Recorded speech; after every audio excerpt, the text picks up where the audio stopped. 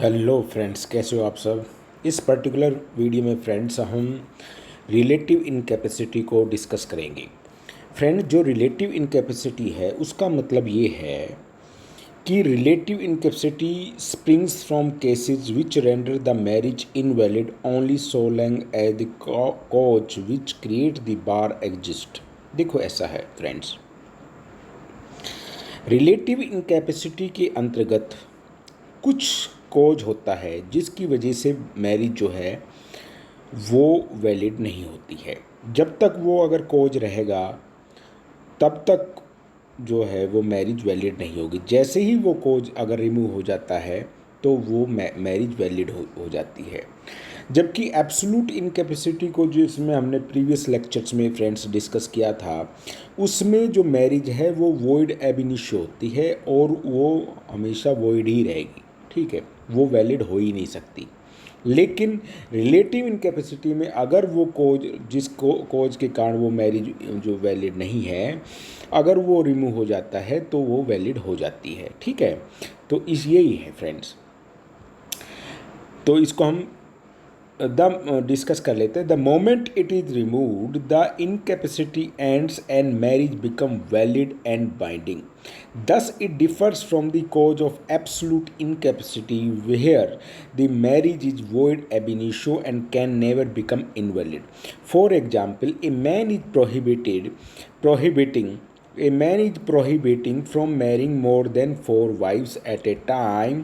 His marriage with the fifth wife would be valid until the divorce once of them. देखो friends, इसको example में ये है, जैसे कोई भी मुस्लिम में जो है 4 मैरिज कर सकता है।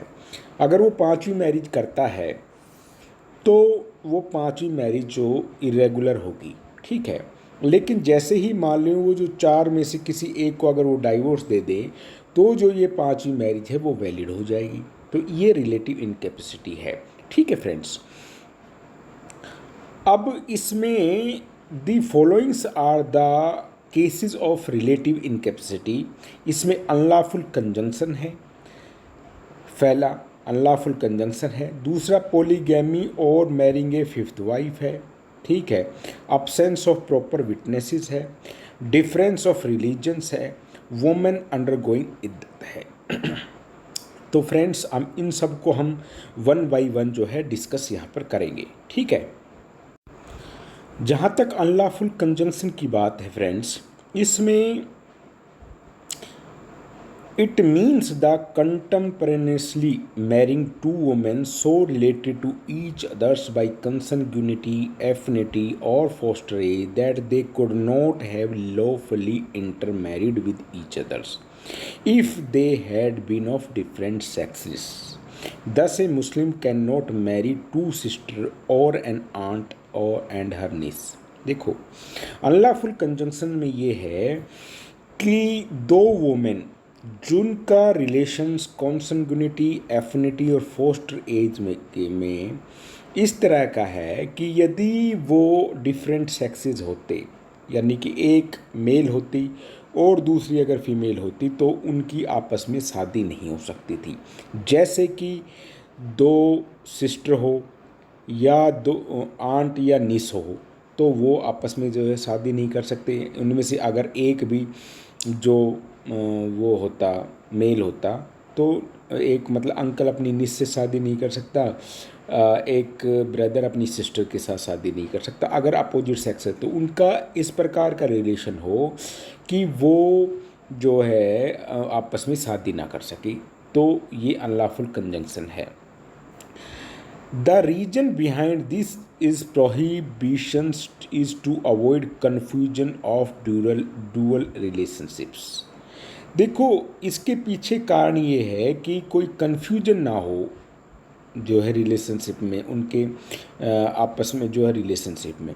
क्योंकि अगर वो एक जो है आंटी को ले आया एक व्यक्ति और एक उसको भतीजी को ले आया, दोनों को, तो उनके रिलेशनशिप जो है यहाँ तो बदल जाएंगे। ठीक है, तो इसी रिलेशनशिप में कोई कन्फ्यूजन ना हो, इसलिए जो ये अनलॉफुल कंजंक्शन का एक कॉन्सेप्ट जो है मुस्लिम लॉ में लाया गया है। A Muslim can not contract a valid marriage with his wife sister till his first wife is living.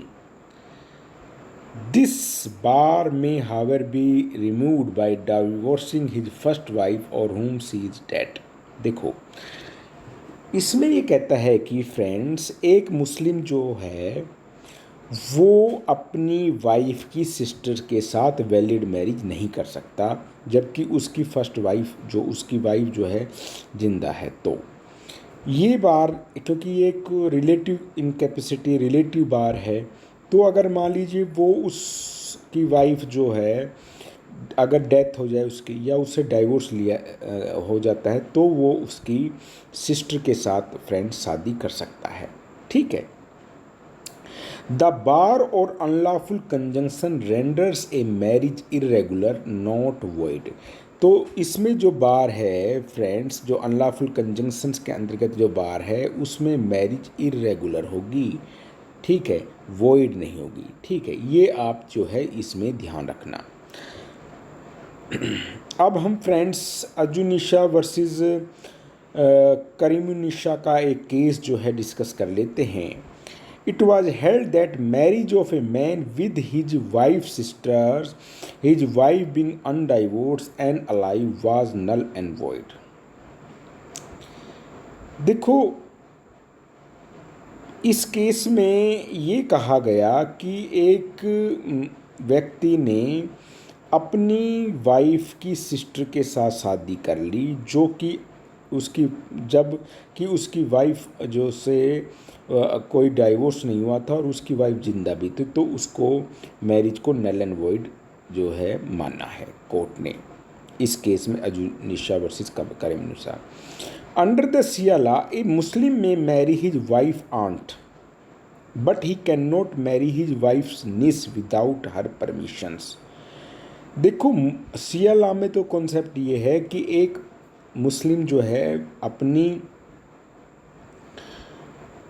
Wife की आंट से शादी कर सकता है लेकिन अपनी वाइफ की भतीजी से बिना उसकी अपनी वाइफ की परमिशन से शादी नहीं कर सकता।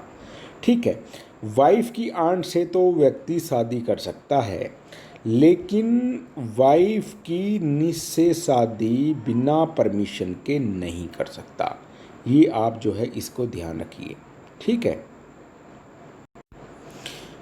जो marriage prohibited by reason of unlawful conjunction is void under Shia law.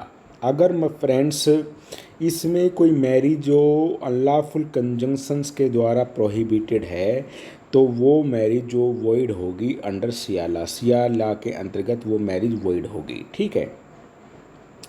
Polygamy और marrying A fifth wife, it means plurality of wives, that is marrying a fifth wife. It is unlawful for a Mohammedan to have more wives than 4. Marriage with a fifth wife is irregular, but this irregularity may be removed by divorcing one of them. Under Shia law, marriage with fifth wife, it is not mere irregular, it is void है। A Muslim woman cannot carry more than one husband. If a Muslim woman married a second husband, she is liable for bigamy under Section 494 IPC and the issues of such marriage is illegitimate। ठीक है।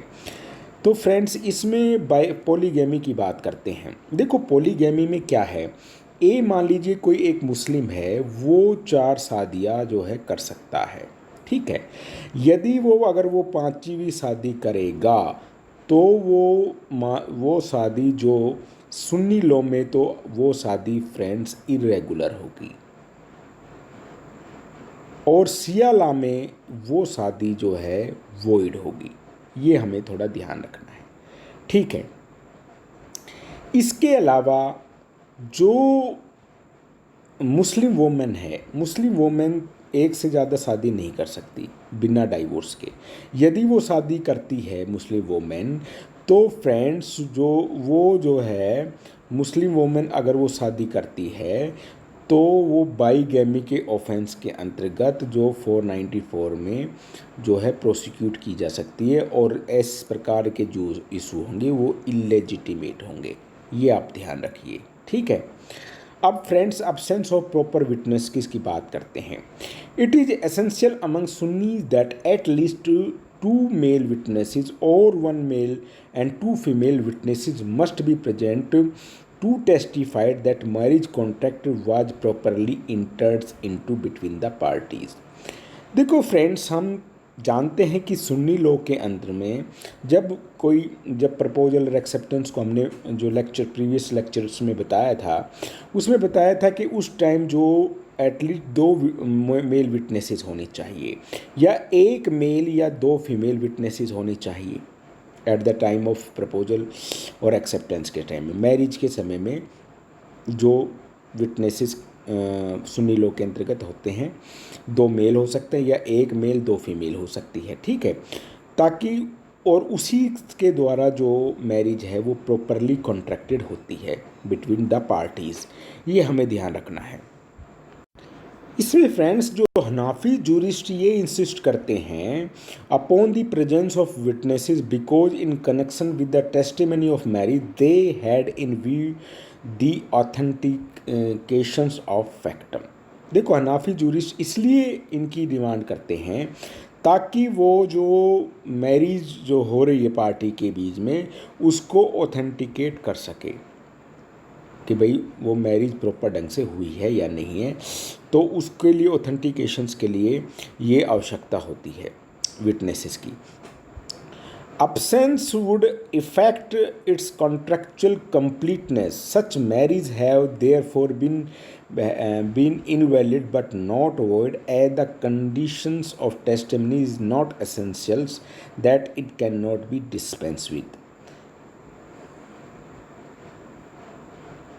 देखो friends, इसमें ये कहता है कि इस प्रकार की जो मैरिज होगी जहाँ विटनेसेस अब्सेंट है तो वो इनवैलिड मैरिज होगी, वो वॉइड मैरिज नहीं होगी, ठीक है। ये हमें ध्यान है। द विटनेसेस जो विटनेसेस होंगे वो साउंड माइंड के, अडल्ट और मुस्लिम होने चाहिए। ये हमें ध्यान रखना है कि साउंड माइंड हो, अडल्ट हो और मुस्लिम हो जो विटनेसेस हैं, ठीक है। In Shia law, a marriage contracted by the spouse themselves or their guardian in private are held valid. Presence of witness is not necessary। देखो, शिया लॉ में तो सीधा है, विटनेसेस की आवश्यकता नहीं है। यदि पार्टीज़ ने जो स्पाउसेस हैं उन्होंने आपस में कर लिया, या यदि माइनर है अगर उनके गार्जियन ने कर लिए हैं तो भी वो जो मैरिज वैलिड होगी, ठीक है।